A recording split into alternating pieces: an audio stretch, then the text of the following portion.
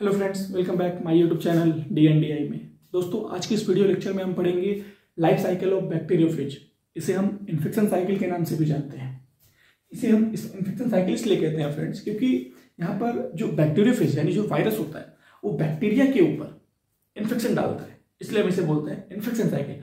वो इन्फेक्शन इसलिए डालता है ताकि अपनी जनसंख्या को बढ़ा सके।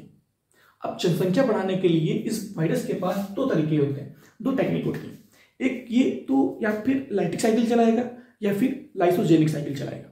हम यहाँ पे जो आज पढ़ रहे हैं वो केवल लाइटिक साइकिल पढ़ेंगे आज। इसको आपको याद रखना है। लाइसोजेनिक इसके अगले वीडियो लेक्चर में। इसके पहले के वीडियो लेक्चर में हमने आपको बताया था कि ये जो लाइटिक और लाइसोजेनिक साइकिल क्या होती है। लाइटिक साइकिल में बैक्टीरिया फिर अपनी सीमित संख्या बनाता है और लाइसोजेनिक में कोई नंबर फिक्स नहीं होता कि कितना बना रहा है, तो आपको ये याद रखना है। दूसरी चीज आपको ये याद रखनी है कि जो लाइटिक साइकिल, ये जो बैक्टीरिया अपनी जनसंख्या बढ़ाने के लिए जो साइकिल चला रहा है वो साइकिल मात्र 15 से 30 मिनट तक चलती है। और जो एनिमल वायरस वगैरह होते हैं, जो एनिमल के अंदर अपने आप को रेप्लिकेट, अपनी जनसंख्या बढ़ाते हैं, वो 15 से 30 घंटे तक उनकी साइकिल चलती है, तब जाके वो अपने आप को रेप्लिकेट कर पाते हैं, अपनी साइकिल पूरी कर पाते हैं। तो इतना आपको याद रखना है। अब ये जो बैक्टीरियोफेज की लाइफ साइकिल है, आपको इतना तो मालूम ही है कि जो बैक्टीरियोफेज है ये एक्चुअल में एक वायरस है, मैंने आपको पहले बताया था। अभी जो अपनी साइकिल चला रहा है वो अलग अलग स्टेप में चलाता है, कुल मिला के 5 स्टेप जो इस साइकिल को समझने के लिए आपको इजी कर देंगे। आइए हम शुरू करते हैं इस वीडियो लेक्चर को। आपको दोस्तों मालूम होगा कि जो लाइटिक साइकिल है इसे हम एक और नाम से बुलाते हैं, जिसे हम बोलते हैं master and slave cycle. Master का मतलब हो गया एक मालिक और स्लेव का मतलब हो गया मजदूर। अब मालिक और मजदूर के बीच में कैसे संबंध होते हैं आपको बहुत अच्छे से मालूम होगा। एक मालिक की ग्रोथ में मजदूर का बहुत बड़ा हाथ होता है, तो वहीं पर लेकिन मालिक मजदूर को बहुत परेशान भी करता है, ये आपको मालूम होगा बहुत अच्छे से। तो यहाँ पे जो मालिक यानी जो मास्टर का रोल है वो ये बैक्टीरियोफेज कर रहा है, और जो स्लेव यानी जो मजदूर का रोल है वो बैक्टीरिया एक्ट कर रहा है। यानी जो यहाँ पे जो वायरस है वो बैक्टीरिया को परेशान करके अपनी ग्रोथ करता है, अपनी जनसंख्या बढ़ाता है, इसलिए हम इस साइकिल को बोलते हैं मास्टर एंड स्लेव साइकिल। दोस्तों, यहाँ पे जो लाइटिक वर्ड लिखा है, इस लाइटिक वर्ड का मतलब क्या होता है इसके बारे में आपको बताता हूँ। इसको समझना आपके लिए बहुत जरूरी है। लाइटिक वर्ड मीन्स होता है किसी चीज को फाड़ देना, नष्ट कर देना।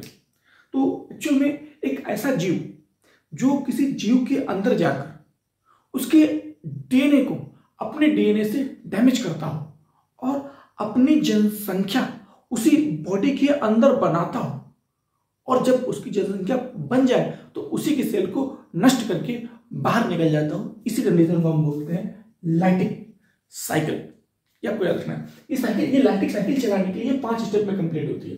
इसे पहले स्टेप को हम बोलते हैं अटैचमेंट, दूसरी को बोलते हैं पेनिट्रेशन, तीसरी को बोलते हैं बायोसिंथेसिस, चौथी को बोलते हैं मैच्योरेशन और पांचवी को बोलते हैं रिलीजिंग स्टेज।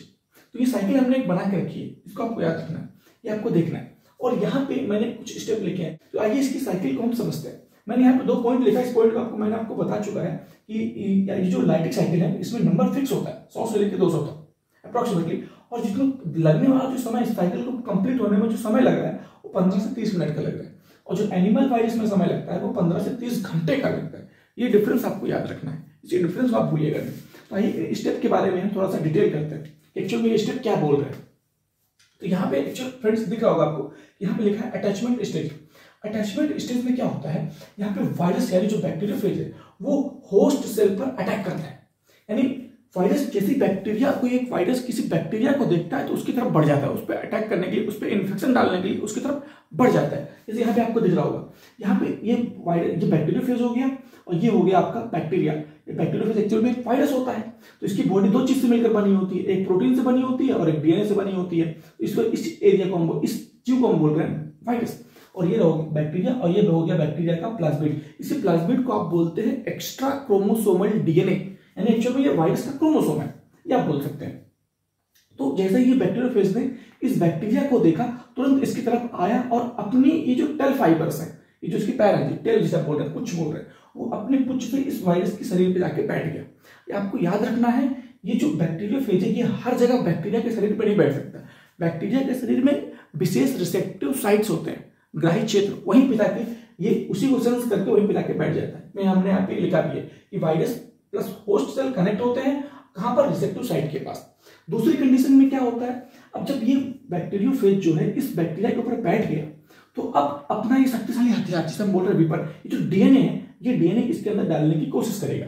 तो डीएनए डालने के लिए ये एरिया, इस एरिया से अपने डीएनए को, इस एरिया से अपने डीएनए को इसके बॉडी के अंदर डालेगा। तो सबसे पहले ये जो न्यूक्लियस क्षेत्र आपको एरिया दिख रही होगी, इसे हम बोलते हैं बेजल प्लेट। ये अपने बेजल प्लेट को इस बैक्टीरिया की बॉडी में धसा देगा। इसी को हम बोलेंगे पेनिट्रेट, और इस पेनिट्रेट वर्ड से बनता है पेनिट्रेशन स्टेज, यानी दूसरी स्टेप को हम बोलते हैं पेनिट्रेशन स्टेज। इस पेनिट्रेशन स्टेज में होता कुछ नहीं है, ये बैक्टीरियोफेज अपना डीएनए इस बैक्टीरिया के बॉडी के अंदर डाल देता है। अब ये जो बैक्टीरिया की बॉडी होती है, ये सेल वॉल से बनी होती है, आपको बहुत अच्छे से मालूम है।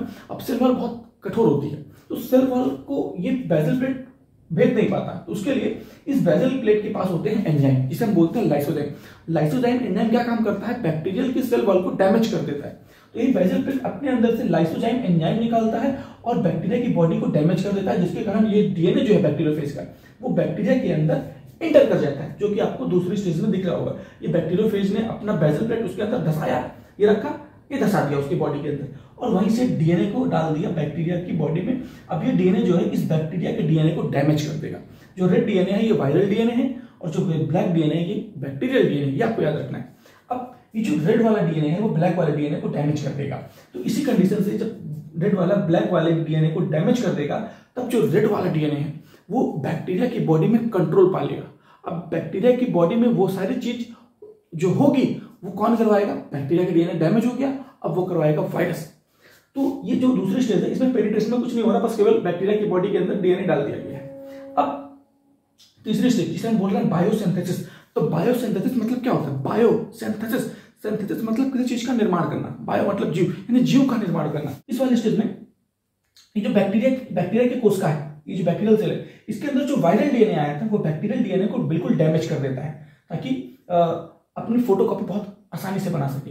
अब इस वायरस ने बैक्टीरिया के अंदर उसके डीएनए को डैमेज करके खुद बैक्टीरिया की बॉडी को कंट्रोल कर लिया। तो अब बैक्टीरिया के अंदर जो जो भी सेल्स होंगे या ऑर्गेनेल्स होंगे वो सारे इस वायरस की बात मानेंगे। तो अब जैसे यहाँ पे जो ग्रीन पार्ट्स दिख रहा होगा वो एक्चुअली में राइबोसोम को इंडिकेट कर रहा है। तो ये जो वायरल डीएनए होगा, आप जानते हैं वायरस का शरीर जेनेटिक मटेरियल और बना होता है प्रोटीन से। तो राइबोसोम को हम प्रोटीन की फैक्ट्री इसलिए बोलते हैं क्योंकि वो प्रोटीन बनाते हैं। तो ये जो राइबोसोम है प्रोटीन बनाएंगे, और जैसे जैसे ये राइबोसोम प्रोटीन बनाते जाएंगे, ये वायरल डीएनए उन प्रोटीन का इस्तेमाल करके बैक्टीरियोफेज में कन्वर्ट होते जाएंगे। और साथ ही साथ यहाँ पे एंजाइम भी बनता है। तो यहाँ पे प्रोटीन की सिंथेसिस भी होती है इस स्टेज में, और इस स्टेज में एंजाइम की भी सिंथेसिस होती है, यानी एंजाइम भी बन रहा है, प्रोटीन भी बन रहा है। अब यहाँ एंजाइम इसलिए बन रहा है क्योंकि यहाँ पे एंजाइम की 3 मेन काम है। पहला, इस होस्ट सेल को डिस्ट्रॉय करना। दूसरा, इस एंजाइम को जो जीनोम से जिसको जेनेटिक मटेरियल है उसको भी डिस्ट्रॉय करना। और बाद में, और लास्ट ये है कि जब ये बहुत सारे सेल्स बन जाएंगे, बैक्टीरियल सेल, वायरल सेल, जितने बहुत सारे वायरल सेल बन जाएंगे, तो इन बैक्टीरियल सेल से इन वायरल सेल को आजाद करने के लिए इन बैक्टीरियल सेल को डिस्ट्रॉय करेगा कौन? यही एंजाइम जो बन रहा है, ये आपको याद रखना है। तो ये सारी चीज कहाँ हो रही है? बायोसिंथेसिस स्टेज में। और इसके बाद जैसे ही बहुत सारे प्रोटीन्स बन जाएंगी, तो ये डीएनए क्या करेगा? वायरल डीएनए, रेड वाला डीएनए, उस प्रोटीन को इस्तेमाल करके अपने इस तरह के बहुत सारे स्ट्रक्चर बना लेगा। ये ब्लू स्ट्रक्चर जो है ये इस राइबोसोम ने जो प्रोटीन बनाई है उसकी मदद से बनी है। बाकी वायरल डीएनए जो रेड वाला डीएनए है वो तो जाहिर सी बात है ही, ठीक है। तो इस स्टेज को हम बोल रहे हैं मैच्योरेशन स्टेज। अब इसके बाद जो अगली स्टेज आएगी उसे हम बोलेंगे रिलीजिंग स्टेज। तो यहाँ रिलीजिंग का मतलब क्या होता है? रिलीजिंग का मतलब होता है मुक्त करना, आजाद हो जाना। तो यहाँ पे ये बहुत सारे जब संख्या में इनका निर्माण हो जाएगा, इन बैक्टीरियोफेज यानी वायरस का जब निर्माण हो जाएगा, तो ये क्या करेंगे? इस बैक्टीरिया की सरफेस को फाड़ देंगे और फाड़ के बाहर निकल जाएंगे, आजाद हो जाएंगे। तो इसी कंडीशन को हम बोल रहे हैं रिलीजिंग स्टेज। यानी ये जो स्टेज है हमारी लाइफ साइकिल, ये 5 स्टेप में कंप्लीट हुई। कितने स्टेप में? 5 स्टेप में। हमने आपको ये पढ़ा दिया तो आपको ये समझने में और ज्यादा ईजी होगा। साइकिल है ये अविकल्पी साइकिल है। अविकल्पी क्योंकि इसके पास केवल एक विकल्प है, लेकिन इसके आगे जो हम साइकिल पढ़ेंगे जिसे हम बोल रहे हैं लाइसोजेनिक साइकिल, वो विकल्पिक साइकिल है। उसके पास एक के अलावा दूसरा भी विकल्प है। वो लाइसोजेनिक साइकिल लाइसोजेनिक चलाती है और साथ ही साथ वो लाइटिक भी चला सकती है, लेकिन लाइटिक के पास ये क्षमता नहीं है। यहाँ पे हमने लाइटिक के बारे में कुछ वर्ड्स लिखे हैं कि जैसे आपको समझा दे रहा हूँ ताकि आपको की नोट्स बनाने में आसानी हो। या हमने थोड़ा सा की वर्ड्स यूज किया है, जैसे अटैचमेंट स्टेज। अटैचमेंट स्टेज में वायरस प्लस होस्ट सेल मिल रहे हैं, कनेक्ट हो रहे हैं, जो आपको डायग्राम में दिख रहा है। और कहां पे कनेक्ट हो रहा है? रिसेप्टिव साइट्स में, ये आपको याद रखना है। दूसरी स्टेज में पेनिट्रेशन हो रहा है। पेनिट्रेशन स्टेज में क्या हो रहा है? Bacterial surface penetrate by basal plate, यानी बैक्टीरिया की जो सरफेस है उसमें बेसल प्लेट क्या कर रहा है, उसमें छेद कर रहा है और अपना डीएनए डालने की कोशिश कर रहा है बाय द एंजाइम, एक एंजाइम जिसे हम बोल रहे हैं लाइसोजाइम की मदद से। और क्या कर रहा है, ये जो लाइसोजाइम एंजाइम है, बैक्टीरियल सेल वॉल को डिस्ट्रॉय कर रही है, नष्ट कर रही है, जो कि आपने अभी देखा। पहले मैंने आपको डायग्राम बता दिया तो आपको थोड़ा इजी लगेगा समझने में। तो यहाँ पे जो बायोसिंथेसिस स्टेज है, इसमें क्या क्या हो रहा है, इसमें इस स्टेज में वायरल डीएनए जो होते हैं बहुत ही ज्यादा एक्टिव होते हैं, क्योंकि यहाँ पे आपको दिख रहा होगा इस स्टेज में डीएनए, तो बैक्टीरिया वाला जो डीएनए है वो डैमेज हो गया है, तो वायरल डीएनए बहुत ज्यादा एक्टिव रहेगा। और क्या हो रहा है इस स्टेज में, bacterial DNA destroy by viral DNA. जाहिर सी बात है, आपको दिख रहा है कि जो बैक्टीरिया का डीएनए है वो डिस्ट्रॉय कर दिया गया है वायरस के डीएनए के द्वारा। और क्या यहाँ पे हो रहा है, कंटिन्यूअसली वायरल डीएनए रेप्लिकेट। अब जब बैक्टीरिया डीएनए नहीं है तो वायरस अपनी फोटोकॉपी बनाने के लिए बैक्टीरिया के अंदर घुसा है, तो अपने आप को बहुत ही जल्दी, जो वायरल डीएनए ये अपने आप को बहुत ही जल्दी रेप्लिकेट करेगा, अपनी बहुत सारी जनसंख्या बढ़ा लेगा, तभी अपने आप को बहुत जल्दी रेप्लिकेट करता है, अपनी संख्या इतनी सारी बढ़ा लेता है, ठीक है। तो और क्या हो रहा है यहाँ पे, synthesis of protein and enzyme, यानी अभी आपको दिखाया ये जो राइबोसोम है वो बना के देगा प्रोटीन, और साथ साथ यहाँ पे प्रोटीन के साथ ही साथ एंजाइम भी बनेंगे, इसलिए हम बोल रहे हैं एंजाइम की सिंथेसिस होगी। अगली स्टेज में क्या हो रहा है, मैच्योरेशन स्टेज। इस स्टेज में डीएनए एंड प्रोटीन फ्यूज्ड, यानी इस स्टेज में क्या हो रहा है, जो इसके थोड़ा पहले देख लीजिए, ये जो बायोसिंथेसिस है इस स्टेज में एंजाइम भी बन रहा था, प्रोटीन भी बन रहा था, और वायरल डीएनए तो था ही, तो वो दोनों क्या हो रहे हैं, फ्यूज हो रहे हैं। क्योंकि आप जानते हैं बैक्टीरिया फेज का जो शरीर है वो प्रोटीन से भी मिलकर बना होता है और डीएनए जेनेटिक मटेरियल से भी मिलकर बना होता है, इसलिए तो इनको बोलते हैं कि इनकी जो बॉडी स्ट्रक्चर है वो न्यूक्लियोप्रोटीन टाइप की है। और बस जब मैच्योरेशन स्टेज में वो प्रोटीन वाला भाग और डीएनए वाला भाग जब मिल जाता है उसी को हम बोलते हैं मैच्योरेशन, परिपक्व अवस्था। और लास्ट में रिलीजिंग, यानी जैसे ही ये बहुत सारी जनसंख्या बन जाती है तो ये बैक्टीरिया के शरीर को फाड़ के बाहर निकल जाती है, जिसको हम बोलते हैं क्या हो गया कि बैक्टीरियल होस्ट सेल से वायरस फ्री हो गए, आजाद हो गए। तो यह हमारा पूरा लेक्चर था। Thank you for watching my video.